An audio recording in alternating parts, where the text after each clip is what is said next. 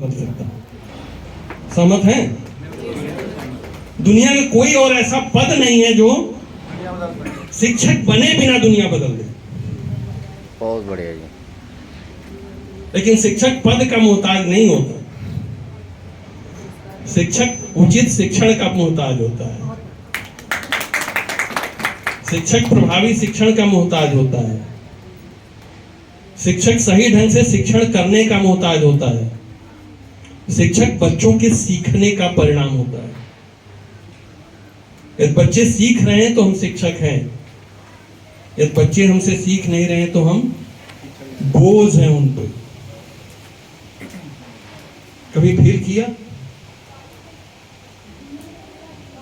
हम बच्चे के लिए बोझिल हो जाते हैं जब उनको हम सीखने का आनंद नहीं दे पाते हैं। यदि एक बच्चे को भी नहीं दे पाए तब भी उनके ऊपर हम बोझ हैं। कक्षा कक्ष में ये बहुत होता है, बहुत होता है।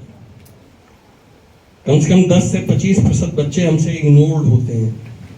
हम उनकी उपेक्षा करते हैं, हम उनको कुछ सिखा नहीं रहे होते हैं। कुछ बच्चों की ये मान लेते हैं कि ये तो आज चला आया, ये फिर कल नहीं आएगा, ये तो महीने में एक दिन आया है। हम उसको उपेक्षा कर देते हैं और उस बच्चे को लगता है कि आज हमने आके गलती किया, अगले दिन वो अपनी गलती सुधार लेता है और नहीं आता है, क्योंकि हमने उसको प्रेरित किया कि आज तुमने आके गलती कर दिया। हमने उसे सीखने का आनंद नहीं दिया, हमने उसको अपनी तरफ आकर्षित नहीं किया, हमने उसको यह एहसास नहीं दिला पाए कि यह कक्षा कक्ष उसको जीवन का भरपूर आनंद देने का महत्वपूर्ण स्रोत है, निरंतर आनंद देने का महत्वपूर्ण स्रोत है। शायद अपने को भी आनंद ये एहसास नहीं दिला पाते। यदि आप सिखाते हुए बच्चों को आनंदित हो जाएंगे तो बच्चे भी सीखते हुए आनंदित हो जाएंगे। मैं जब कक्षा कक्ष में होता हूं ना तो मेरे चेहरे की मुस्कान कभी नहीं जाती। मैं आनंदित होता हूं तब सभी को आनंदित कर पाता हूं। मैं यदि ये मान के आऊं कक्षा कक्ष में कि अच्छा आप चलो, बुलाया है तो निपटा दो, मैं आपके बीच में होना चाहता हूं, क्योंकि मैं जानता हूं कि बिना ये हुए मैं दुनिया नहीं बदल सकता। और इस दुनिया को बदलने का एक बहुत संक्षिप्त अवसर मिला है मुझे, जो मेरे रिटायर होते ही खत्म हो जाएगा। क्या हुआ? अभी आपने कहा था कि औकात नहीं है पद का। उस अधिकार से यहां नहीं आ पाऊंगा।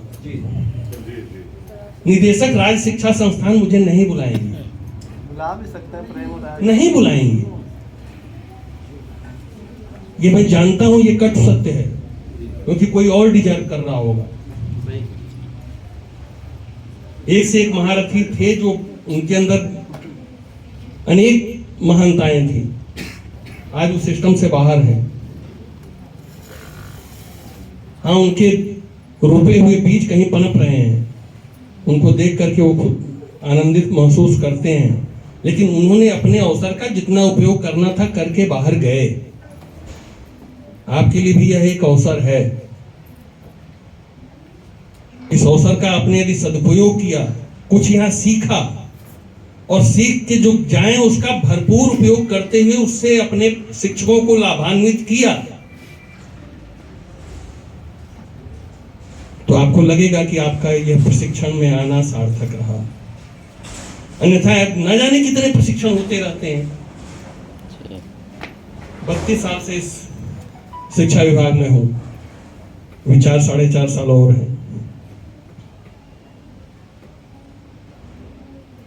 जब कोई प्रशिक्षण होता है तो होता है बहुत अच्छा प्रशिक्षण रहा, लेकिन कक्षा कक्ष में जाइए तो फिर वही पुरानी पद्धति, वही वर्णमाला का उपयोग, वही बच्चों को उत्तर लिखवाया जाना। आपको कुछ ये बड़ा शार्ट में लग रहा होगा कि ये सब क्या कह रहे हैं, ये तो होता ही है। वर्णमाला का जब हम उपयोग करते हैं, सीधे वर्ण पढ़ाना शुरू करते हैं कक्षा कक्ष में, तो बच्चों को हम शिक्षण प्रक्रिया, शिक्षण अधिगम प्रक्रिया बोझिल करते हैं, उनके अंदर अरुचि उत्पन्न करते हैं, क्योंकि बच्चे के लिए किसी एक अक्षर का कोई मतलब नहीं होता, कोई महत्व नहीं होता। उसके लिए कुछ मतलब होता है तो शब्दों का महत्व होता है। ये एम्पैथी आप में, ये समानुभूति आप में विकसित हो इसके लिए यदि आप खुद महसूस करना चाहें तो जरा उर्दू सीखने का प्रयास करिएगा। जो भाषा आपको न आती हो वो सीखने का प्रयास करिएगा, उसकी वर्णमाला आपको सीखने में बिल्कुल मजा नहीं आएगा। आप सीखना चाहोगे तो ये सीखना चाहोगे कि मेरा नाम उसमें कैसे लिखा जाता है, मेरे दोस्त का नाम उसमें कैसे लिखा जाता है, मेरे शहर का नाम उसमें कैसे लिखा, जिन चीजों से आपका जुड़ाव है वो उस लिपि में कैसे लिखा जाता है। शुरुआत वहां से होगी, तब आप शायद वर्ण भी सीख जाओ। लेकिन शुरुआत में ही कोई वर्ण सिखाना शुरू करोगे तो आप कहोगे। हमने एक्सरसाइज अपने डाइट में कराया है। उर्दू प्रवक्ता से कहा कि जरा हम लोग को उर्दू सिखाइए। उर्दू की वर्णमाला लेके खड़ी हो गई, सर ये हमने कहा बंद करो, बताओ मेरा नाम कैसे लिखा जाएगा। अब वो बता रही थी ऊ ऐसे, फिर मैं ऐसे, फिर स ऐसे, फिर कुमार शुक्ल, फिर हमारे साथी का नाम लिखा, फिर तीसरे साथी का नाम लिखा, चौथे साथी में लोग को समझ में आ गया कि अच्छा वो वाला अक्षर बनेगा, वो डिजाइन बनेगी। शुरू में वो डिजाइन होती है, बाद में लिपि होती है। स्पष्ट हो रही बात? ये जब आप करते हो तो बाल केंद्रित शिक्षण कर रहे हो, ये आप करते हो तो चाइल्ड सेंट्रिक एजुकेशन दे रहे हो, बच्चे को सीखने का आनंद दे रहे हो। अदरवाइज बोझ हो आप चाहे जितना वर्कबुक बना लो, वर्कबुक उस बच्चे के लिए बोझ ही रहेगा जब तक बच्चे की रुचि से आप उसको नहीं जोड़ोगे। जब तक बच्चे को असेसमेंट के नाम पे ये दोगे कि अच्छा करो ये काम, जब तक उसको लगेगा नहीं कि हो तो रहा है खेल लेकिन उसका असेसमेंट हो जा रहा है, हो तो रहा है उससे बातचीत, हो तो रहा है मुझसे कहानी सुनाने को कह रहे हैं, लेकिन उस कहानी सुनाने के माध्यम से हम ये जान ले रहे हैं कि वो कितना सुना, कितना समझा और कितना अच्छे तरह से अभिव्यक्त कर सकता है, और जरूरत पड़े तो उसमें कितना अच्छा जोड़ सकता है। बच्चों के पास क्षमताएं अनंत हैं। न जाने हमने कितने बार ये प्रयोग किया है कि प्रेयर असेंबली में कहानी, एक जहां कभी नहीं सुनाई जा रही थी कहानी, वहां एक शिक्षक से कहा कि जरा कहानी सुनाओ इनको, एक नई सुनाना, चूहा खरगोश वाली कहानी मत सुना देना, कोई नई कहानी सुनाओ जो बच्चों ने कभी नहीं सुना हो। एक आध शिक्षक खड़े हो जाते हैं और कहानी सुनवाया है मैंने, और फिर उसी में बच्चों से कहा कि अच्छा सर ने जो कहानी सुनाई है जरा सुनाओ। पहले 5 के बच्चों से सुनता हूँ, फिर 4 के बच्चे से सुनता हूँ, फिर 3 के बच्चे, फिर 2 के बच्चे और 1 बच्चे के बच्चे से भी सुनता हूँ। मुझे खुशी होती कि हर बच्चा उस कहानी को थोड़ा और रिफाइन करके सुनाता है, कहानी को थोड़ा और सुंदर बना के सुनाता है। शिक्षक से जो कुछ चूक रह गई होती है उसको भी वो ठीक करता है। आप उनकी क्षमता पे भरोसा तो करो, उनको अवसर तो दो, उनको ये न लगे कि मेरा टेस्ट हो रहा है। स्पष्ट हो रही ना? आकलन को भी जॉयफुल बनाओ, उसको अपने को अभिव्यक्त करने का अवसर दो, रटने का अवसर मिनिमाइज करो। कविताएं बच्चों की रटने की प्रवृत्ति को बढ़ाती हैं, जब तक कि कविताओं को भावपूर्ण प्रस्तुति और भावपूर्ण व्याख्या और भावपूर्ण समझ न विकसित कराई जाए। ट्विंकल ट्विंकल लिटिल स्टार या मछली जल की रानी है, वो करते करते बच्चा वो एकदम वो रट्टू तोता बन जाता है। उसकी समझ विकसित करिए, उसका भावाभिव्यक्ति विकसित करिए, कहानी इसमें बड़ी मददगार होती है। कक्षा में प्रश्नों का उत्तर लिखवाना बंद करिए। कक्षा में पढ़ाइए और कक्षा के शुरुआत जरूर तेज बच्चे से करिए, लेकिन बीच में जिसको आप तथाकथित कमजोर बच्चा मानते हैं उससे जरूर पूछिए, उससे बिना पूछे अपने कक्षा के शिक्षण को खत्म मत करिए। यदि आप ऐसा करते हो तो उस कमजोर बच्चे की हत्या कर रहे हो, और वो आपके कारण कमजोर है, वो अपने कारण कमजोर नहीं है। मैं अपनी बात को बहुत संक्षेप में कह रहा हूं, इसलिए थोड़ा सा मैकेनिकल हो रहा होगा, क्योंकि जब एक साथ कुछ सूत्र की बमबारी होने लगती है तो बमबारी ही लगती है। तो शायद मैं बमबारी मैं भी कर रहा हूं, क्योंकि समय की दबाव है मुझे, क्योंकि कहीं ना कहीं वहां से जुड़ के आप डिस्टर्ब तो हुए ही।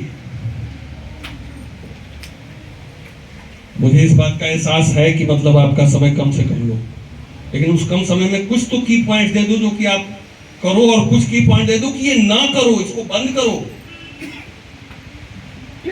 कक्षा कक्ष में कम से कम प्रश्नोत्तर लिखाना तो बिल्कुल बंद हो जाना चाहिए। सहमत हो कि नहीं आप? केवल रटने को बढ़ावा देता है। प्रश्नोत्तर हटाया ना जाए, लिखवाया ना जाए। बच्चे अपने आप लिखेंगे। उत्तर लिखवाना अपराध है। बच्चे अपने आप लिखेंगे। उत्तर आप पढ़ाइए और क्यों उस पाठ में दिए हुए प्रश्नों को ही ना पूछिए, उसके अलावा भी पूछिए। और कमजोर बच्चे से पूछिए। आपने यदि सही ढंग से पढ़ाया होगा तो जो बच्चा लिखना नहीं जानता होगा, हो सकता है वो भी बच्चा आपका मौखिक उत्तर दे लेगा और उसका कॉन्फिडेंस बढ़ाने में आप मददगार साबित होंगे। हम उत्तर जब लिखवा देते हैं तो बच्चे को बाध्य करते हैं कि बस यही ब्रह्म वाक्य है, इसी को आप लिखोगे तो तुम्हें नंबर मिलेगा, नहीं नहीं मिलेगा। बच्चा सोचना बंद कर देता है। शब्दों के अर्थ कई बार भाव अभिव्यक्ति से स्पष्ट होने लगते हैं। हम लोग क्या पढ़ते हैं तो बार बार डिक्शनरी में हम शब्द का अर्थ ढूंढते हैं। क्या शब्दों के उपयोग से उसके अर्थ स्पष्ट होने लगते हैं, उसके बार बार व्याख्या से अर्थ स्पष्ट होने लगते हैं, भावाभिव्यक्ति से बातों के अर्थ स्पष्ट होने लगते हैं। आपका हिंदी शिक्षण को कम से कम शाब्दिक कम भाव की अभिव्यक्ति ज्यादा होनी चाहिए, समझ की अभिव्यक्ति ज्यादा होनी चाहिए, समझ को प्रेरित करने वाली होनी चाहिए। व्याकरण का अंत नंबर सबसे बाद में आना चाहिए, सबसे बाद में आना चाहिए। हम बोलते हैं तो व्याकरण सोच सोच के नहीं बोलते। कई बार ये भाषा के अधिगम में ये बाधक है जी। शायद भाषाविद को ये आश्चर्यजनक लगेगा। इंग्लिश में सीबीएसई बोर्ड के बच्चे जो पढ़ते हैं वहां ग्रामर नहीं पढ़ाई जाती। वो हमारे इसी समुदाय के बच्चे होते हैं, वो इंग्लिश जो बोलते हैं लिखते हैं वो ग्रामेटिकली सही भी होता है क्योंकि वो उपयोग करते हैं। और हमारे यहाँ ट्रांसलेशन ग्रामर पढ़ा के हम लोग को जब बोलते हैं ना तो सोचने को बाध्य करता है कि अच्छा पहले हिंदी में सोचो फिर उसको ट्रांसलेट करो तो फिर उतने में हमारा बोलती बंद। सहमत है? अरे प्रवाहपूर्ण बोलोगे तो धीरे धीरे वो प्रवाही सारे उसके अर्थ को और कौशल को बढ़ाने लगेगा। भाषा पहले सुनने बोलने और समझने से सीखी जाती है, लिखने का नंबर उसके बाद आता है। उसके बाद लिखने में धीरे धीरे जब कहीं त्रुटि दिख जाए तो उसको किसी व्याकरण से या ग्रामर से आप एक टिप के रूप में सजेस्ट कर दीजिए, बजाय इसके कि वो बच्चा हर बोलने लिखते समय वो व्याकरण सोच रहा हो। दिमाग एक ही काम करेगा, वो व्याकरण सोचने लगेगा फिर वो बोल लिख नहीं पाएगा। भाषा एक संवाद का माध्यम है, समझने से शुरू होता है। कोई बच्चा अशुद्ध भी बोल रहा होता है तो हमको यदि शुद्ध बोलना सिखाना है तो पहले में उसके अशुद्ध बोले हुए को समझना पड़ता है कि उसका क्या तात्पर्य है। कई बार वो जो नहीं बोला होता है उसको भी हम समझते हैं, नहीं समझते हैं, और फिर हम अपने बोलने में उसको जो नहीं बोला होता है वो भी समझा देते हैं। संवाद से भाषा सीखी जाती है। लिखने का नंबर बड़ा बाद में आता है। हम लोग क्रम बदल देते हैं क्योंकि हमारे साथ क्रम उल्टा चला है। हम चाइल्ड सेंट्रिक हमारी एजुकेशन नहीं हुई है, इसलिए हम पढ़ाई का बोझ उठाते उठाते यहां तक पहुंचे हैं और हमें लगता है कि हम पहुंच गए तो सारे बच्चे क्यों नहीं पहुंच गए जाएंगे। अरे हम इसलिए पहुंच गए कि हम कक्षा कक्ष में बहुत कुछ जिम्मेदार बच्चे थे जो विभिन्न कारणों से जिम्मेदार बन गए थे, चाहे माँ बाप के प्रति प्रेम से या गुरु जी के प्रति डिसिप्लिन से। न जाने कितने नहीं बन पाए, उन पे ध्यान देंगे तब समझ में आएगी कि हमारी शिक्षा सही नहीं हुई थी। हिंदी के शिक्षक तमाम मिले होंगे, एक आखिरी शिक्षक ऐसे मिले होंगे जिनका शिक्षण के दौरान आप उनमें डूब जाते होंगे। एक कक्षा में ऐसे शिक्षक मिले होंगे कि जिनके पढ़ाए हुए प्रकरणों को आपको घर पे पढ़ने की जरूरत नहीं पड़ती होगी और हिंदी भाषा हम सीख जाते हैं पढ़ना ढंग से, तो हिंदी के माध्यम से हम गणित भी समझना सीखते हैं क्योंकि गणित बिना हिंदी समझे नहीं समझी जा सकेगी। हिंदी हम समझना सीख जाते हैं तो हम घर में बातचीत में अपने बच्चों को समझाना भी सीख जाते हैं, अपने अधिकारी से संवाद करना भी सीख जाते हैं और अधिकारी की बातों का तात्पर्य निकालना भी सीख जाते हैं। और किसी चपरासी से कैसे बात करनी है ये भी सीखते हैं, किसी कम जानने वाले से कैसे बात करते हैं ये भी सीखते हैं। किसी बच्चे से जिसको हम ये मानते हैं कि बच्चा कक्षा कक्ष में तो आज आया है, अब इससे क्या पूछें, हमें अब समझ में नहीं आता है कि उससे क्यों ना पूछें। सहमत है? आप पूरा पाठ खूब जल्दी जल्दी जल्दी जल्दी गलत तरीके से, मतलब जल्दी जल्दी इस चक्कर में क्यों हमारा कोर्स जल्दी पूरा हो, पढ़ाने के चक्कर में अपने कक्षा कक्ष के 25% बच्चों को आप सीखना नहीं सिखा रहे हो। और कोई दूसरा शिक्षक है, भले उसका कोर्स अधूरा है, उसके चलते बीएसए और बीओ साहब की डांट भी वो खा लेता है। हम ये नहीं कह रहे हैं कि कोर्स ना पूरा करो, लेकिन यदि कोर्स अपने बच्चों को संभालने में हो सकता है उसका कोर्स पूरा ना हो पाए, लेकिन 50% पाठ को भी यदि वो सही तरीके से पढ़ाता है तो गलत तरीके से पढ़ाए हुए 100% कोर्स से ज्यादा दक्षता अपने बच्चों के अंदर 50% कोर्स से पूरा कर लेगा। बिल्कुल। दक्षता पाठों की गिनती की मोहताज नहीं है, दक्षता सही प्रक्रिया की मोहताज है, दक्षता बच्चों की रुचि विकसित करने की मोहताज है, दक्षता आपके संवेदनशील केयरफुलनेस की मोहताज है, दक्षता आपके joyful teaching learning environment develop करने की मोहताज है। क्योंकि पहले तो बच्चों की रुचि बढ़ाती है, फिर उपस्थिति प्रतिशत बढ़ाती है, फिर उनका सीखने में रुचि विकसित करती है, फिर वो परिणाम देने लगती है। सहमत हैं? और ये उपचारात्मक शिक्षण निरंतर चलने वाली प्रक्रिया नहीं है, ये हमारे गलत शिक्षण प्रक्रिया का दुष्परिणाम है जो हमें उपचारात्मक शिक्षण करना पड़ रहा है। हम कक्षा कक्ष में जो कुछ बच्चों को इग्नोर किए उसके चलते उपचारात्मक शिक्षण करना पड़ रहा है। प्रयास करिए कि उपचारात्मक शिक्षण भी नॉर्मल शिक्षण के दौरान हो रहा हो। आप जो कोई प्रकरण पढ़ा रहे हो तो आपकी कक्षा कक्ष का सबसे कमजोर बच्चा भी सीख रहा हो, उनको अलग से पढ़ाने की जरूरत न पड़े। उपचारात्मक शिक्षण के प्रशिक्षण में भी उन बिंदुओं को, उस प्रक्रियाओं को समझने का प्रयास करिएगा, भले ही मॉड्यूल में न हो। क्योंकि हम जब रिमेडियल की बात करते हैं तो हमारे दिमाग में शुरुआत ही गलत हो जाती है कि हम उन बच्चों को छांट लेंगे और अलग से पढ़ाएंगे। क्यों पढ़ाएंगे भैया अलग से? कौन सी ऐसी कक्षा है जिसमें विभिन्न स्तर के बच्चे नहीं होते? आज तक एक भी कक्षा हो सकती है ऐसी जिसमें विभिन्न स्तर के बच्चे ना हो? इस कक्ष में भी मिलेंगे। किसी को हिंदी बहुत अच्छी आती होगी, किसी को थोड़ा कम आती होगी, तो किसी को बिल्कुल नहीं आती होगी। इंटरमीडिएट तक साइंस साइड का होगा, अब यहाँ ड्यूटी लग गई है तो चला है। जबरदस्ती भेजे जाए कुछ, मैं भी उन्हीं में से एक हूँ। कुछ जबरदस्ती भेजे जा सर। अरे जबरदस्ती भेज भी दिए गए हैं तो कम से कम अपने जिले के शिक्षकों के ऊपर जाके आप तो जबरदस्ती बोझ मत बन जाइए। बिल्कुल। उनको लगे कि भले ये जबरदस्ती भेजे गए हैं लेकिन अब वहां से जबरदस्त होके आए हैं। बहुत बढ़िया। आपको अपने जिले को बदलने का एक अवसर मिला है। यदि हिंदी शिक्षण आप प्रभावी सिखा लेंगे ना तो आपका जिला केवल निपुण ही नहीं होगा,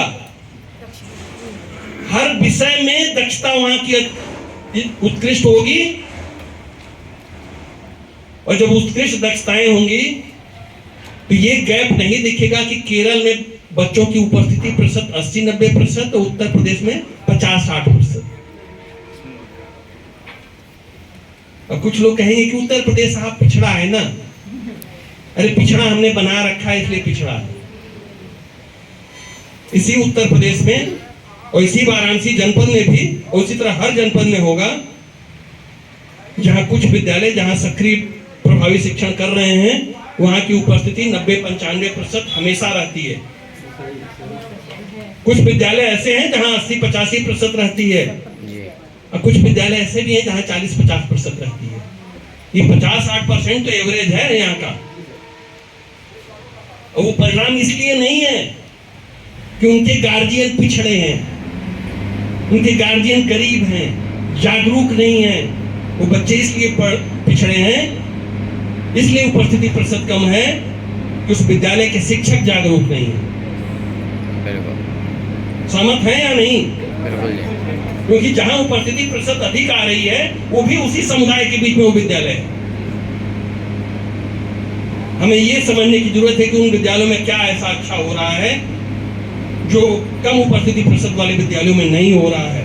तो सबसे बड़ा कारण यही मिलेगा, जिन विद्यालयों में कम उपस्थिति प्रतिशत है वहां बच्चे जब आ जाते हैं, जो बच्चे रेयरली कम उपस्थित होते हैं वो इग्नोर्ड होते हैं, वो उपेक्षित होते हैं, उनको सिखाने पर हमारा ध्यान नहीं जाता। सहमत है? वहां की टीचिंग लर्निंग जॉयफुल नहीं है, वहां बच्चों के सिखाने पर जोर नहीं दिया जाता, वहां खाली कोर्स पूरा कराया जाता है लिखित लिखवा करके कुछ उत्तर। वहां की शिक्षण प्रक्रिया दोषपूर्ण है, इसलिए वहां बच्चों का उपस्थिति प्रतिशत दोषपूर्ण है। तो आप बेहतर शिक्षण यदि हिंदी में करना सिखा दोगे, बेहतर हिंदी का शिक्षण होने लगेगा, तो हर विषयों को समझना बच्चों को आ जाएगा कि नहीं? तो हिंदी विषय वो एक मुख्य केंद्र है, मुख्य आधार है जिसपे सारे विषयों का सीखने की शुरुआत होती है। सहमत हैं? इस परिवर्तन के स्रोत बनने जा रहे हो आप। तो इसके लिए जो लोग आपको भेजे हैं उनके प्रति आभारी होना चाहिए ना। और जो ये टीम यहाँ पे, मैं जानता हूँ, यहाँ टीम के तमाम लोगों को जानता हूँ, इस मॉड्यूल को बनाने वाले एक्सट्रीम क्वालिटी के लोग हैं। मैं मॉड्यूल को नहीं जानता हूँ, लेकिन मॉड्यूल बनाने वालों को जानता हूँ। हाँ, कभी कुछ होगी, उसको आप अपने प्रोसेस के दौरान ठीक करिएगा। कोई व्यक्तिपूर्ण नहीं होता, निश्चित रूप से कुछ कमियां होंगी, लेकिन जब इंप्लीमेंट करोगे तो पता लगेगा कि कहाँ कमी है, क्या सुधारने की जरूरत है, सुधार लीजिएगा। मॉड्यूल में भले ना हो, मैं तमाम ऐसे काम अपने डायट में करता रहता हूँ। मॉड्यूल एक दिशा है, जैसे पाठ्यपुस्तक एक दिशा है, बाउंड्री नहीं है, लिमिट नहीं है कि बस ये जो कहा है बस उतने करना है। जैसे 22 सप्ताह का कार्यक्रम आया था, तो कुछ लोग कह रहे हैं हमारे बच्चे तो साहब पहले ही जानते हैं। हमने कहा यार 22 घंटे में करा लो। जानते हैं तो 22 सप्ताह क्यों लगाओगे? हाँ, जो नहीं जानता उसको जरूर मौका देना, उसको इग्नोर मत कर देना। जो जानते हैं उनसे, जो नहीं जानते उनको सिखाने में मदद ले लो। पाठों का क्रम कुछ गलत है, पाठों में कुछ बेसिक पॉइंट्स नहीं है, दे दो। हमारे जीवन कौशल का प्रशिक्षण चल रहा है, मैं प्रायः अनेक कैसी ड्यूटी में पहुंच जाता हूं तो नहीं समय दे पाता हूं, लेकिन यदि रहता हूं तो आज तक कोई ट्रेनिंग ऐसी नहीं हुई। आज तक पूरे सर्विस की बात बता रहा हूं, मैं डाइट में उपस्थित रहा हूं, किसी भी ट्रेनिंग में मैं मिनिमम 2.5 घंटे ना दिया हूं। मेरा एक लेक्चर सामान्यतः 2.5 घंटे का होता है। मुझे अपने आधे घंटे में बात करना मेरे लिए बड़ा कठिन होता है, क्योंकि मैं आपको प्रश्नों के साथ छोड़ के नहीं जाना चाहता। मुझे पता है आपके दिमाग में क्या प्रश्न चल रहे हो,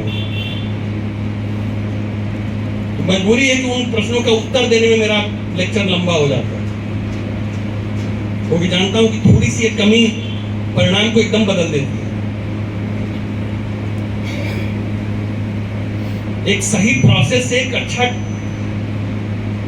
भोजन नहीं पकता है। किसी स्टेप में एक गलती होगी तो खाने का स्वाद बदल जाएगा ना। शिक्षण अधिगम कैसे बिना सही केयरफुलनेस के साथ पूरा हो जाएगा?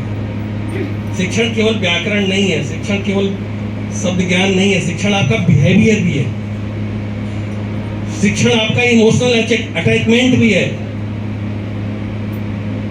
शिक्षण आपका ब्लैक बोर्ड पे कैसे आप लिखते हो ये भी है।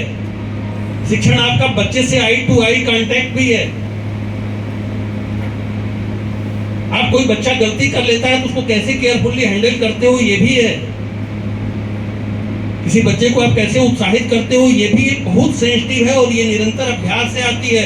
लेकिन अच्छाई ये है कि अच्छा शिक्षण करने वाले को भी आनंद देती है और सीखने वाले को तो देती है। जिनको ये आनंद नहीं देती इसका मतलब कहीं ना कहीं वो पूरा मन नहीं लगाते। मेरी कक्ष में मेरे चेहरे से कभी मुस्कान नहीं जाती क्योंकि मैं 100% इन्वॉल्व हो जाता हूँ। और जब 100% इन्वॉल्व हो जाता हूँ तो मेरा कोई ट्रेनिंग कभी घड़ी नहीं देखता, चाहे 2.5 घंटे बीत जाए। और 2.5 घंटे यदि वो घड़ी देख लिया तो मैं अपने को फेल मानता हूँ कि कहीं कुछ गड़बड़ी है मेरे में, कहीं चूक हुई, मैं कनेक्ट नहीं कर पाया, मैं आपके फीलिंग से जुड़ नहीं पाया, आपकी समझ से जुड़ नहीं पाया। वही हाल क्लास के बच्चों के साथ भी है। अब जो बच्चा 30 दिन में एक बार आया है, जरा सोचो कि उसके ऊपर क्या बीत रही होगी जब आप उसको कुछ नहीं समझ में आ रहा होगा। यार पूरा मत समझाओ, 1-2 लाइन जहां जितना वो जानता है उससे 1-2 लाइन, 1-2 नई चीज तो उसको सीखने का आनंद दे लो, उसको अपने साथ बातचीत करने का आनंद दे दो, उसको कुछ जो उसे आता है वो उसे बताने का आनंद तो दे दो। ये संभव है कि नहीं है? और उसको समय दिए बिना यदि आप आगे बढ़ जाते हो तो उसका एजुकेशनल मर्डर कर रहे हो कि नहीं, उसकी शैक्षिक हत्या कर रहे हो कि नहीं। निपुण बनाना है लेकिन हमें 100% बनाना है, 99% नहीं। जितने बच्चे नहीं आ रहे हैं 2-4-5% अपवाद हो सकते हैं। अपवाद जैसे कोई बच्चा बीमार बहुत गंभीर पड़ सकता है, लेकिन ऐसे अपवाद हो सकते हैं। क्या घर में कोई बहुत कारण ऐसा हो सकता है, लेकिन 2-4% से अधिक नहीं होंगे ऐसे, सहमत है? बाकी सारे बच्चे जो नहीं आ रहे हैं केवल हम कारण हैं। वो हम मतलब हम कारण हैं। जो डाइट है या जो ट्रेनिंग सेंटर है या जो ट्रेनर है, मैं आपसे अभी 15-20 मिनट बात किया, कुछ बदलाव फील हो रहा है?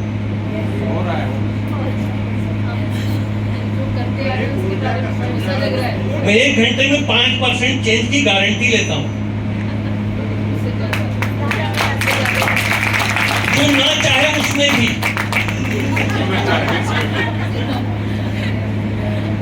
जो चाहता है उसमें तो अनलिमिटेड। जो नहीं बताया होंगे ना आप सीख लोगे, सब तो नहीं बता लूंगा, संभव ही नहीं है। लेकिन एक लाइन पकड़ लोगे ना, एक लाइन, एक सूत्र पकड़ लोगे ना, तो जो नहीं बताया हो अपने आप सीख जाओगे। ज्ञान की यही महिमा है, ये मेरी महिमा नहीं है, ज्ञान की महिमा है। मैंने भी ऐसे ही सीखा, इसलिए कि सिखाना चाहा। ये 4 महत्वपूर्ण है। मैं हूं और परिवर्तन न हो, ये मेरे अस्तित्व का प्रश्न है। इससे समझौता नहीं हो। ये प्रश्न मेरे साथ हमेशा रहा है जब से टीचर बना। 6 साल बायोलॉजी लेक्चरर था, 23 साल की उम्र में नौकरी लग गई थी। फिर भी विद्यालय में मैं देख रहा हूं कि ये गड़बड़ हो रहा है, कैसे हो जाएगा? 23 साल की उम्र का पहुंच जाता था प्रिंसिपल साहब से, ये साथ गलत हो रहा है। शुरू में 2-3 साल लगा तो ये गड़बड़ वाला प्रिंसिपल मुझे मिल गया, क्योंकि गवर्नमेंट कॉलेज में था। तो अगला प्रिंसिपल आया वो भी गड़बड़, अगला प्रिंसिपल वो भी आया वो भी गड़बड़। सोचने लगा कहीं यार मैं तो नहीं गड़बड़। किसी आदमी को सब लोग गड़बड़ लगने लगे तो सोचने की बनती है। फिर लगा नहीं, गड़बड़ तो नहीं हूं, क्योंकि वो सब अंततः मेरी बात मानते हैं। चाहे जितने प्रिंसिपल आए, कभी ऐसा नहीं हुआ कि मैं अपनी बात उनसे मनवा ना लूं, क्योंकि भाषा का उपयोग सही करता था। तो भाषा का ये प्रभाव है, ये हिंदी की देन है। हिंदी का शिक्षक तो नहीं रहा हूं, छात्र रहा हूं। इंटरमीडिएट में साइंस का स्टूडेंट होते हुए भी शरद चंद्र प्रेमचंद पूरा खत्म कर दिया था लाइब्रेरी। एक रिच लाइब्रेरी थी हमारी। सीमेंट फैक्ट्री इंटर कॉलेज छूट सोनभद्र का छात्र हूँ। एक अपने क्षेत्र का बड़ा विद्यालय रहा, सारे रिसोर्सेज से भरपूर। हमने इंटरमीडिएट में हमको 5 साल कम से कम फिल्म विद्यालय में दिखाई जाती थी। 11-12 के बच्चे उस समय एक हफ्ते के बाहर टूर जाते थे। अब समझ सकते हैं कि वो एक रिसोर्सफुल विद्यालय था। उसका भी कहीं ना कहीं मुझे यहाँ पहुंचाने में योगदान है। लेकिन पढ़े तो बहुत, जितना सारे बच्चे पढ़े, लेकिन वास्तव में पढ़े क्या? हमने उस लाइब्रेरी का उपयोग किया तो आज भाषा को, ये मैं नहीं मानता हूँ कि भाषा मुझे नहीं आती। अब कुछ व्याकरण नहीं आता है तो कोई बीच में बता देता है तो सीख लेता हूँ, क्या बुराई है? मैं सीनियर लेक्चरर पीएस क्वालिफाई करने के बाद कई हमारे डाइट के लेक्चरर ने बताया, सर ये गलत है, इसको ऐसे लिखा जाता है। मैंने कहा अच्छा, नहीं पता था, बात से लिखेंगे, क्या बुराई है?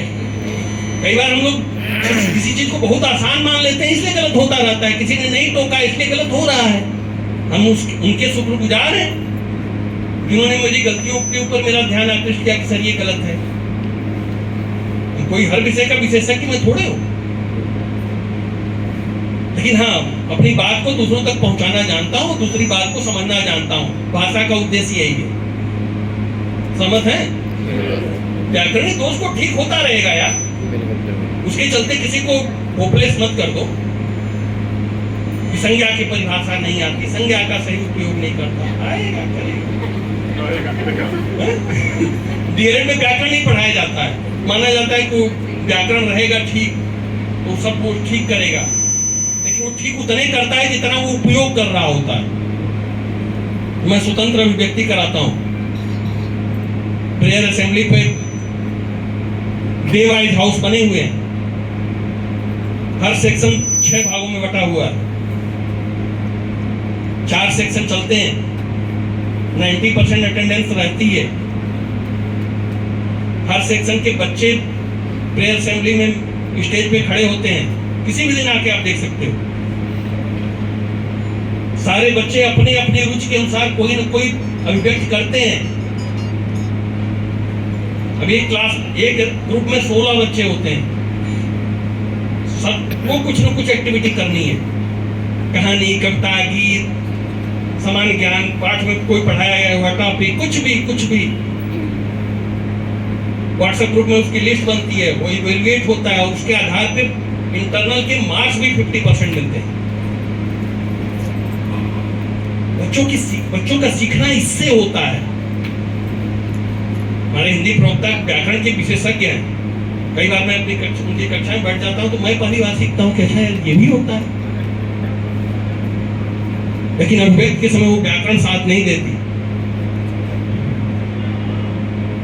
वो अभ्यास के द्वारा साथ देना सीखते हैं। जितना अधिक अभ्यास का अवसर देंगे उतना अधिक उनकी लर्निंग होगी।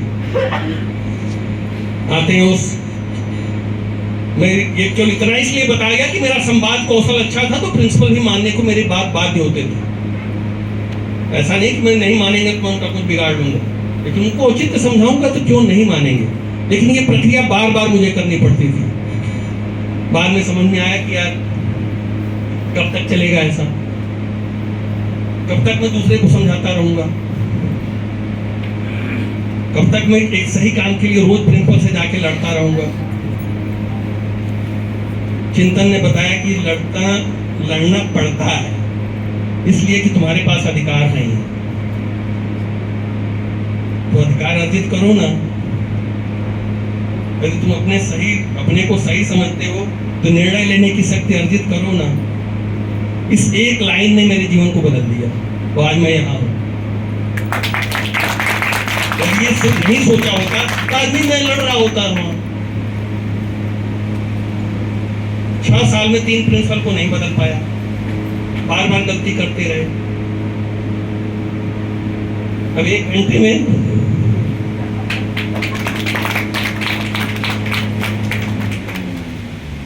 ये ज्ञान का प्रभाव है, सही प्रक्रिया का प्रभाव है। इसको आप अपनाइए, सीखिए, चिंतन करिए, जो कुछ बेहतर कर सकें। आप सिखाना कम जानते होंगे, सीखना तो जानते होंगे। आपको जब लगता हो कि इस तरह हम सीखते हैं, वही प्रक्रिया सिखाने में अपनाइए। अपने जिले में अपने प्रशिक्षण का परिणाम उत्पन्न करिए। आप यदि बेहतर शिक्षण करते हो, बेहतर प्रशिक्षण देते हो, तो आपके जिले की उपस्थिति, बच्चों की उपस्थिति 2-3 महीने में मिनिमम 10% बढ़नी चाहिए। सहमत हुआ? मैं सबसे बड़ा रिफ्लेक्शन यही मानता हूं। अच्छा, मुझे नहीं पता चल रहा कि डिस्टर्ब कर रहा, क्योंकि मैं आपसे कनेक्टेड हूं, उससे हूं ही नहीं। बिल्कुल स्पष्ट हो रही हो? आप यदि बेहतर प्रशिक्षण दोगे, उससे हम ये जाके थोड़े जान पाएंगे कि हाँ, हिंदी का शिक्षण अब अच्छा होने लगा है, बच्चे उपचारात्मक सीखने लगे हैं, कक्षा अनुरूप दक्षताएं मिलने लगी हैं, नेट का असेसमेंट हुआ तो कक्षा अनुरूप दक्षताएं दिखने लगी हैं। कई बार दिखाने के और भी शॉर्टकट तरीके लोगों के पास हैं, लेकिन बच्चों की उपस्थिति प्रतिशत शॉर्टकट से नहीं होगी। मैं सबसे बड़ा ऑथेंटिक प्रमाण वही मानता हूं। यदि आप शिक्षण बेहतर दोगे तो शिक्षण बेहतर होगा, और शिक्षण बेहतर होगा तो वो बच्चों की बढ़ते हुए उपस्थिति प्रतिशत में रिफ्लेक्ट होगा। सहमत है आप? इसके लिए यदि संकल्पित हो, तब तो इस प्रशिक्षण का कोई मतलब है, नहीं तो फिर खाना पूर्ति है। आप जाते समय कहते जाओ कि साहब बहुत बढ़िया प्रशिक्षण हुआ, और शुक्ला जी ने तो आया तो जान फूंक दिया। लेकिन यदि वहां जाके परिणाम नहीं मिला तो हमें लगा कि फूका था, बस उतने देर रहा।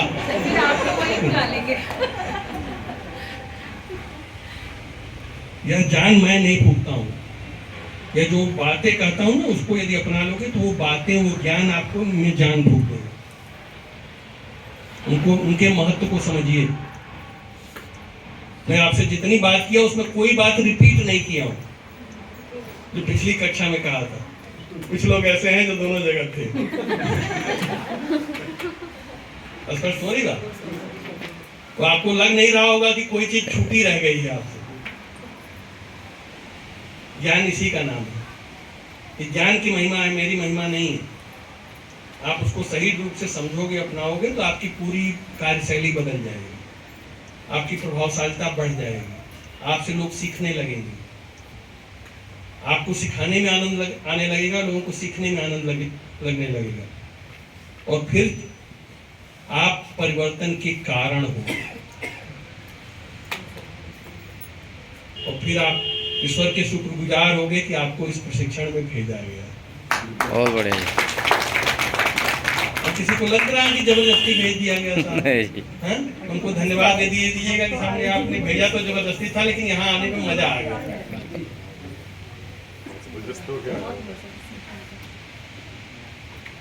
आपसे कोई पूछेगा, आज भी पूछेगा कि आप अपने जीवन की उपलब्धियां बताइए, तो आप क्या ये बताओगे कि पहले मेरे पास कार नहीं थी, अब कार खरीद लिया, अब स्कूटर खरीद लिया, मकान बनवा लिया? ये उपलब्धियां हैं क्या? उपलब्धियां नहीं होंगी ना। उपलब्धियां आपकी वो होंगी जो आपने कुछ अच्छा किया होगा। आप उपलब्धियां बताओगे कि मैं इस विषय की ट्रेनर रही हूँ, आप इस विषय का ट्रेनर रहे हो, ये जो हिंदी में परिवर्तन दिख रहा है ना, मेरी देन है। अब बच्चों की अटेंडेंस परसेंटेज बढ़ी है ना, ये मेरी देन है।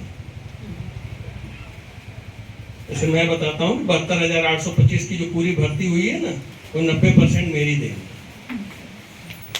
डीएलएड के स्टूडेंट्स का जो आप ऑनलाइन डाइट में एडमिशन हो रहा है ना, वो 100% मेरी देन है। जब डाइट में जो डीएलएड के एडमिशन में वो महिला पुरुष वाला आरक्षण खत्म हुआ ना, साइंस आर्ट का आरक्षण खत्म हुआ ना, वो मेरी देन है। जब जब मौका जो चीज का मिला वो मैंने किया है। और जिस जिले में रहा हूं, कम से कम 10% पार्टी चेंज एनुअली लाता हूं। बनारस इसका गवाह है,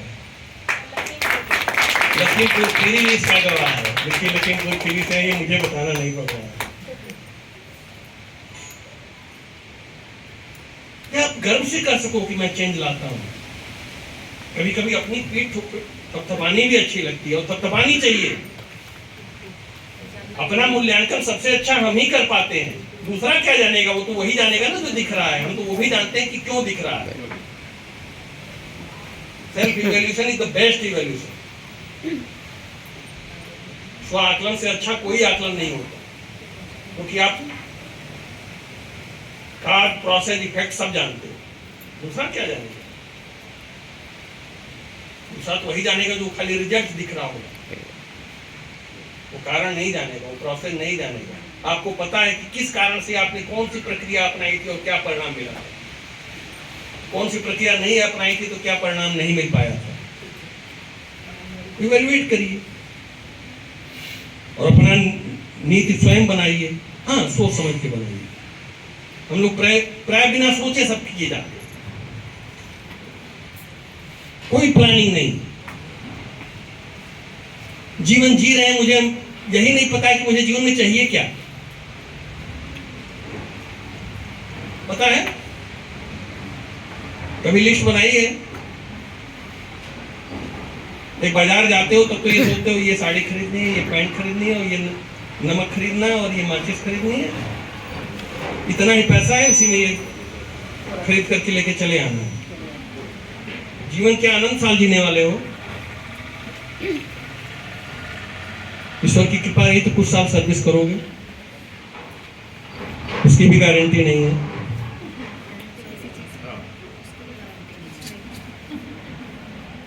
उसमें क्या कुछ परिणाम देने के लिए जन्म नहीं लिए हो? ये ऐसे सुल्तानपुर में प्रिंसिपल था, बीएसए पद प्रयास करके छोड़ा था, जस्टिस पीसी वर्मा की सिफारिश लगा के छोड़ा था। सिस्टम मुझे हटाने को तैयार नहीं था, मैं हटने को तैयार था, क्योंकि लग रहा था कि बीएसए डीएम डीआरएस बहुत मेहनत करे ना तो जो परिणाम में चेंज लाएगा वो एक एक एक एक लाएगा, एडिटिव इफेक्ट लाएगा। मल्टीप्लाइंग इफेक्ट केवल टीचर लाता है। जो व्यक्ति मल्टीप्लाइंग इफेक्ट ला सकता है वो एडिटिव लाएगा, क्यों लाएगा? मैं प्रयास करके बीएसए डीआरएस का पद छोड़ता हूँ। जब कभी पोस्टिंग हो जाती है तो लगता है कि इसकी कुछ कृपा दृष्टि कम हुई है, तो जैसे मौका मिलता है छोड़ करके कोई ना कोई एकेडमिक इंस्टीट्यूशन पकड़ता हूँ। जब से बनारस आया हूँ, पूर्व डायरेक्टर साहब ने 5 बार प्रयास किया था मुझे यहाँ से बुलाने के लिए अपने निकट। लखनऊ एडी बेसिक बना था, उस दिन लखनऊ की हेडलाइन था, मैं फ्रंट पेज की, उमेश शुक्ला बने एडी बेसिक लखनऊ। नहीं गया मैं, क्योंकि एडी बेसिक वो नहीं कर सकता जो मैं यहाँ करता हूँ।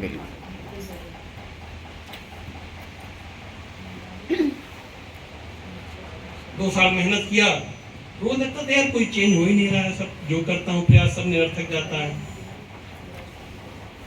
क्योंकि 8 साल लेक्चरर का अनुभव लेके आया था, चेंज लाने के लिए आया था, हो ही नहीं रहा। कुछ करो तो कुछ न कुछ 10 लोग एक्टिव होकर के जो गलत व्यवस्था का लाभ ले रहे थे वो सक्रिय हो जाते थे। 65 का इसमें स्टाफ था। एक बार अपना दर्द मैंने अपने बाबू से कहा कि यार कुछ भी करता हूँ ये कुछ ऐसे खुराफाती हैं, कुछ ऐसा करते हैं जिससे मैं न कर पाऊँ। उस बाबू ने कहा साहब ये सब ना हो तो आप करोगे क्या? बिल्कुल सही। पहली बार मेरी ड्यूटी बताया उसने। बहुत बढ़िया है ना? जिस चीज को मैं दर्द महसूस कर रहा था वो कहा साहब यही तो आपकी ड्यूटी है।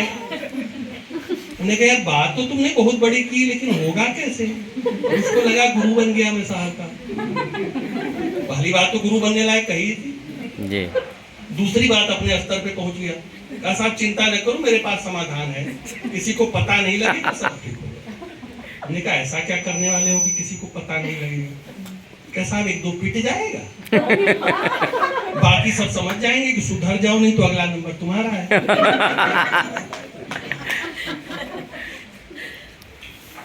अब यहाँ पे यदि मैं कमजोर होता तो कह देता भाई ठीक है कर दो।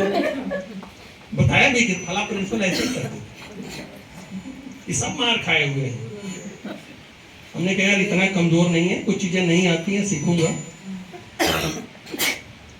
उस समय हमारे एक रिलेटिव सीडीओ थे, बाई चांस वो विभाग माध्यमिक शिक्षा के डायरेक्टर पद से रिटायर हुए।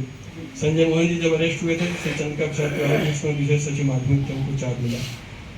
जब तक पद पे थे नाम नहीं लेता था, क्योंकि मैं उनकी कमी बताने जा रहा हूँ। एक पर्सनल काम से मेरे यहाँ आए हुए थे, मैंने पूछा सर जीआईसी में कुछ भी अच्छा करता हूँ, कुछ लोग गड़बड़ करने लगते हैं, ऐसा करते हैं कि मैं कुछ अच्छा ना कर पाऊँ, कैसे ठीक होगा?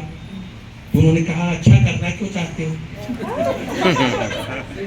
ज्यादातर लोग ऐसे ही जी रहे हैं, अरे अपना टाइम पास करो, प्रमोशन लो, आगे बढ़ो, छोड़ो। हमने कहा साहब अच्छा ना करूं तो मैं यहाँ हूं किस लिए? फिर तो मैं नहीं रहूंगा भी, तो जैसा है वो चलता रहेगा। ये तो मेरे अस्तित्व का प्रश्न है कि मैं हूं और जैसा था वैसा ही चले, मेरे चलते कोई चेंज ना हो। उन्होंने कहा फिर जो समझ में आए वो करो। मुझे लगा पहली बार कि मैं बीमार से इलाज पूछ रहा हूँ, मुझे डॉक्टर के पास जाना चाहिए, डॉक्टर कहाँ मिलेगा? सोचा चलो कुछ किताबों में शायद मिल जाए। पहली बार मैं सीखने के लिए पढ़ना शुरू किया। ध्यान दीजिएगा, हम लोग पढ़ाई के दौरान जो पढ़े हैं ना, वो परीक्षा पास करने के लिए पढ़े हैं, सीखने के लिए नहीं पढ़े हैं। जब तक आप सीखने के लिए नहीं पढ़ते हो तब तक सिखाना आप सीखते भी नहीं। महत्वपूर्ण बिंदु है ये।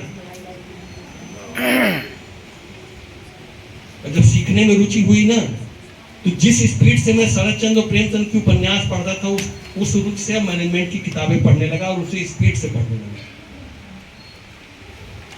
कुछ ज्ञान आया, कुछ समझ आई, लेकिन समस्याएं 10 की 10।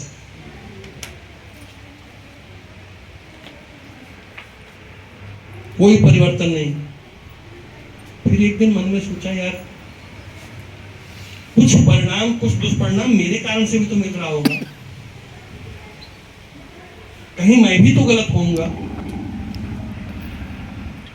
जीआईसी में लगभग 2.5 साल काम करने के बाद मेरे समझ में आया, एज प्रिंसिपल, यार कहीं कुछ तो मेरी से भी गलती हो रही होगी।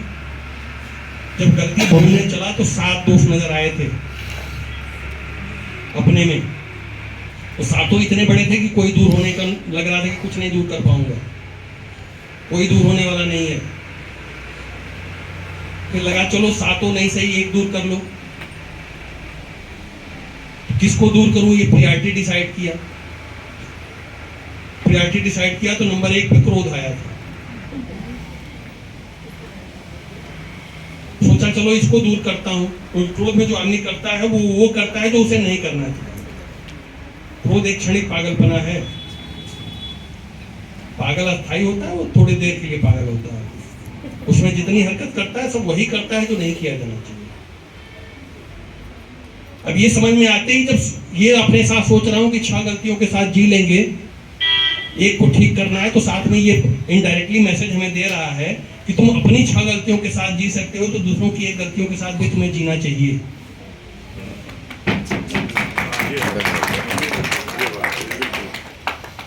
इसे दूर करने का संकल्प लेता हूं तो कितने दिन में? तो 1.5 साल में। अरे यार, दूसरे को तो चाहते हो तुरंत बदल दो, अपने लिए 1.5 साल। पेशेंस होना चाहिए ना। पता था वो 1 दिन में दूर होने वाला नहीं है। वो भी तब जबकि मैं बहुत सेंसिटिव हूं कि नहीं, मैं दूर करना चाहता हूं। तब लग रहा है कि 1.5 साल। चलो जब जागो तभी सवेरा, दूर करना है। संकल्प ले लिया, मैं बदल चुका था। अब जब क्रोध की क्षण आए तो कोई न कोई विचार फ्लैश कर जाए कि क्रोध अहम की पहचान है। क्रोध तब तक नहीं आता जब तक कि आपके अंदर अहम जगा ना हो। आपको ये महसूस हो कि बस मैं ही सही हूं और बाकी सब गलत है। ये जब एहसास होता है तभी क्रोध जगता है। मैं तो एकदम ठीक कर रहा हूं, ये एकदम गलत कर रहा हूं। यही अहम है। अहम का कोई और मीटर नहीं है। क्रोध जगह तो समझ लीजिए आपका अहम जगा हुआ। अहम को सब लोग जानते हैं विनाशकारी। बस विनाश से बचना हो तो हमसे बचो, हमसे बचना है तो क्रोध से बचो। क्रोध जग के आपको बता रहा है कि अहम जगा हुआ है। क्रोध जिस पे हम करते हैं वो वह व्यक्ति होता है जो सबसे निकट का होता है, जिसपे हम सबसे ज्यादा डिपेंड होते हैं, जिसपे हम सबसे ज्यादा प्रेम करते हैं, उस पे सबसे अधिक क्रोध करते हैं। बिल्कुल सही। कितनी बड़ी मूर्खता है। सही हो ना? बहुत एकदम। 1000%। अपने पैर में कुल्हाड़ी मार रहे होते हैं, हमें लगता है हम सुधार रहे हैं।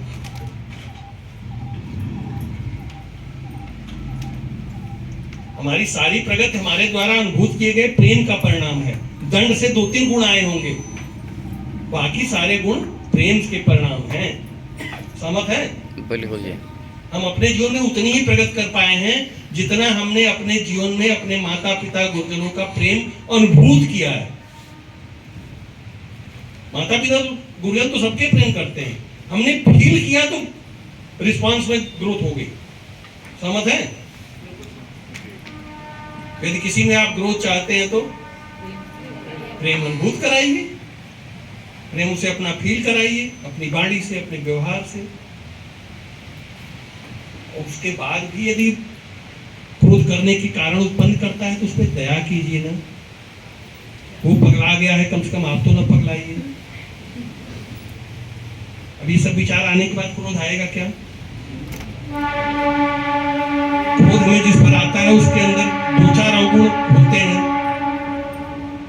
गुणों पर ध्यान दें तो शायद 90-95 क्या हो। बात है। सहमत है कि नहीं है?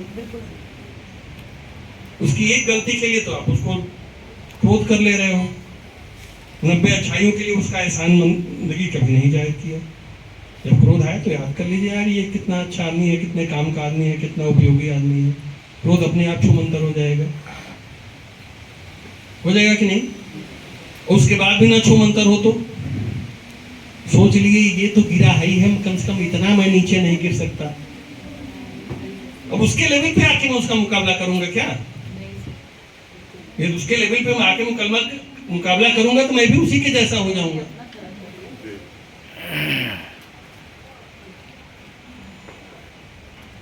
वो तो निकृष्ट है ही। ये दूसरी की भाषा में मैंने जवाब दिया तो मैं भी निकृष्ट होऊंगा ना। सठे साठ्यम समाचरित। समाचरित होना चाहिए क्या? समाचरित करोगे तो आप भी 60 बनोगे। बिल्कुल। 60 बनना हो तो कर लो, समाचरित हो जाओ। संस्कृत में कोई कह देने का मतलब ये थोड़ा हो गया कि वो उसको अपना ही लो, क्योंकि संस्कृत में कहा है सठे साठ्यम समाचरित। और किस संदर्भ में कहा है मुझे नहीं पता, शायद आपको भी नहीं पता होगा, लेकिन प्राय आप कह देते हो सठे साठ्यम समाचरित। अरे जब आप कहते हो तो आप बता रहे हो कि आप भी 60 होने जा रहे हो। वो तो 60 था ही, आप भी 60 होने का संकल्प ले लिए हो। फिर उसके में और आप में अंतर क्या रह गया? स्पष्ट हो रही बात? तो ऐसे लोगों को छोड़ देना चाहिए, इग्नोर कर देना। दया की पात्र है, उन पे दया करनी चाहिए और दया से उनका सुधार हो जाएगा। बिल्कुल। मैं जो संकल्प लिया था कि 1.5 साल में अपने को बदलूंगा, 1.5 साल में मेरा ये क्रोध दूर हो जाएगा, दूर वास्तव में 6 महीने में हो गया। क्योंकि एक घटना घटी, हमारे जीआईसी का जो भ्रष्टतम शिक्षक था एक दिन आया मेरे ऑफिस में, मेरे विरुद्ध अनर्गल आरोप लगाने लगा। 5-6 शिक्षक और बैठे थे। समान स्थिति में होता तो मैं उस पर लड़ रहा होता, उसको जवाब दे रहा होता। मेरे दिमाग में चलने लगा कि ये पगला गया। अब मुझ पे उस पर दया आ रही है कि नहीं जानता कि क्या बोल रहा है। तरस का पात्र था कि नहीं होता? मैं वाकई दया दृष्टि से उसे देख रहा था कि पगला गया। अब 20 मिनट विदाउट ब्रेक बोला तो खांसी आई, चिल्ला रहा था। घंटी बजाया, पानी पिलाया और कहा इतना जोर से बोलना आपके स्वास्थ्य के लिए अच्छा नहीं है। अब ये प्रतिक्रिया की उम्मीद ही नहीं किया था। पैर फटकता बाहर निकला। उस दिन से मेरा ब्लाइंड फॉलोअर हो गया। पीठ पीछे मेरी बड़ाई करता था। कोई मेरी बुराई कर दे तो कहता था कि साहब को आप नहीं जानते, मैं जानता हूँ, बहुत अच्छे आदमी। अब क्रोध त्यागने का इतना पॉजिटिव परिणाम मिले तो 1.5 साल लगेगा।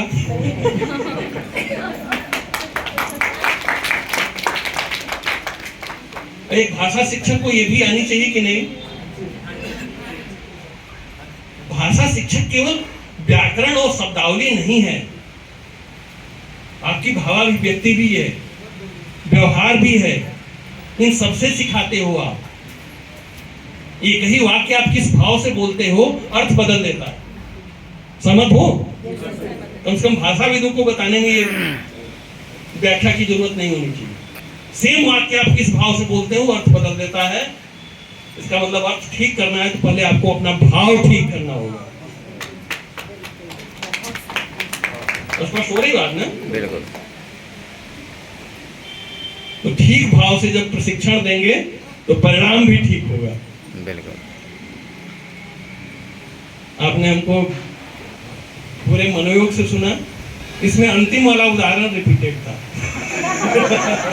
Thank you.